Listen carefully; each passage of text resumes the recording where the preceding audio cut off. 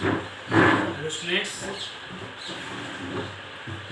आज का आपका हिस्ट्री का लेक्चर पेज 9 2.2।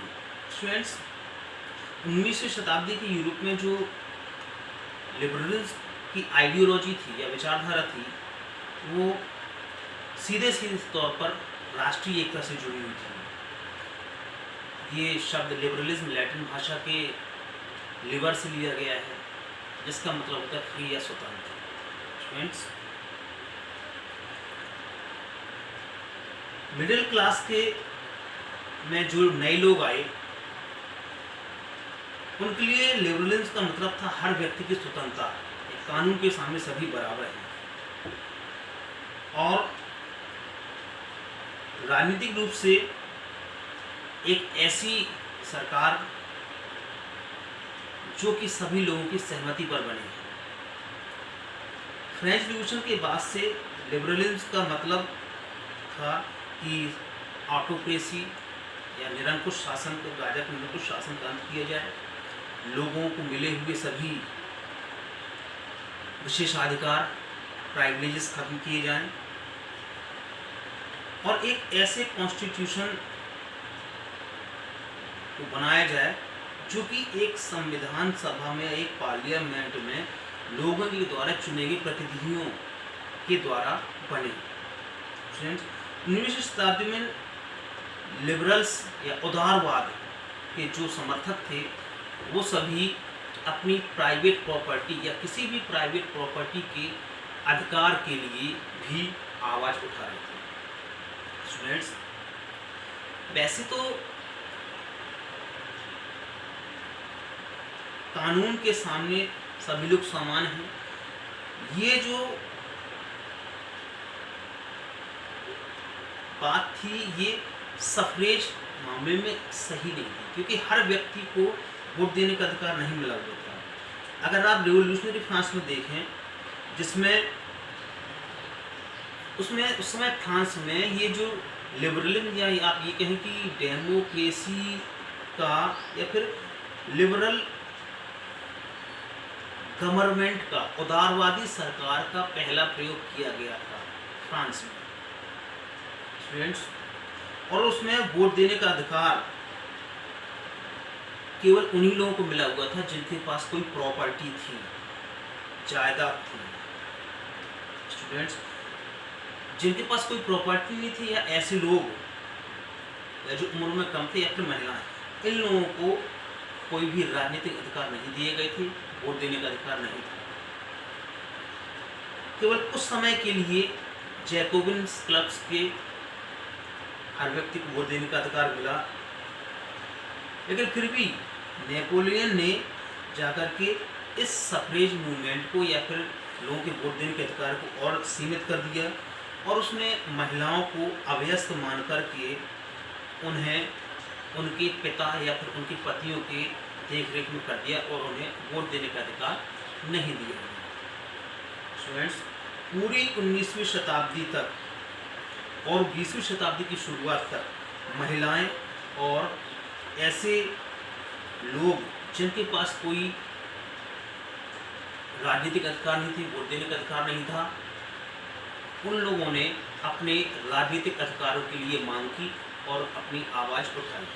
स्टूडेंट्स, अब अगर हम ये उदारवाद, लिबरलिज्म,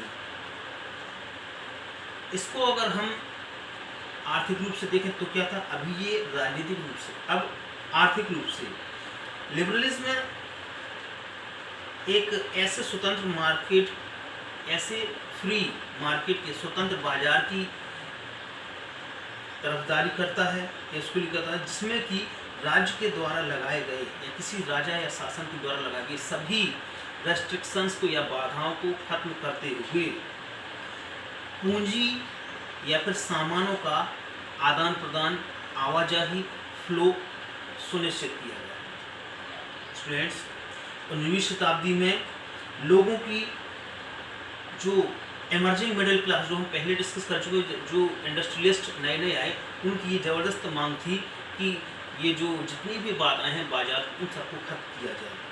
स्टूडेंट्स, अब हम एक उदाहरण लेते हैं जर्मन स्पीकिंग क्षेत्र का, जहाँ जर्मन ज़्यादा बोली जाती थी, उस जगह का हम देखें।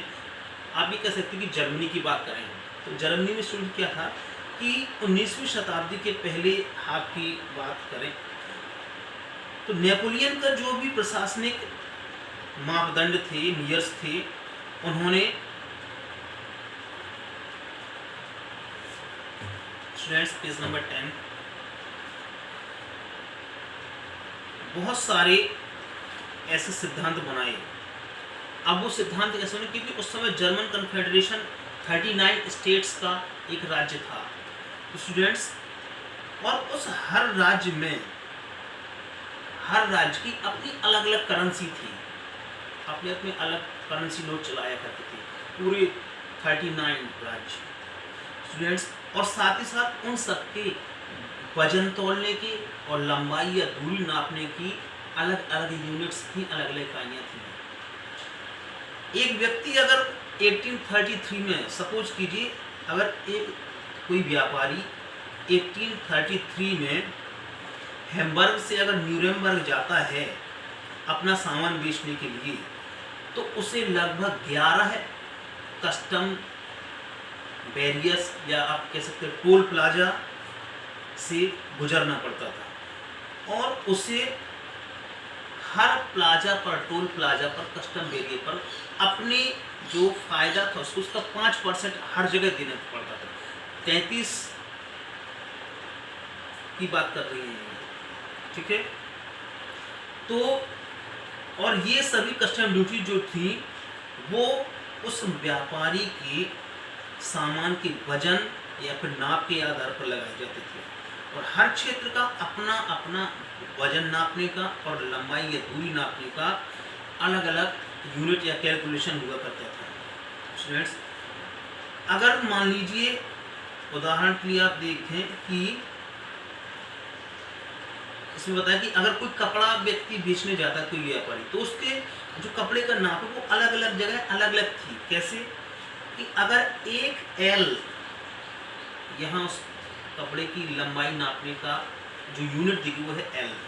अगर एक एल कपड़ा फ्रैंकफर्ट में आप खरीदते हैं तो एक एल की वहाँ पर नाप थी 54.7 सेंटीमीटर, मेंज में 55.1 सेंटीमीटर, न्यूरेमबर्ग में 65.6 सेंटीमीटर और साथ ही फ्रीबर्ग में 53.5 सेंटीमीटर। स्टूडेंट्स, ये हर जगह की कंडीशन है, क्योंकि कोई भी वैध या फिर अंतर्राष्ट्रीय बांट या माप जैसे कोई मानक नहीं थे उस समय, इसलिए बहुत सारी समस्याओं का सामना व्यापारियों को करना पड़ता था। इसके बाद स्टूडेंट्स नेक्स्ट लेक्चर में हम डिस्कस करेंगे।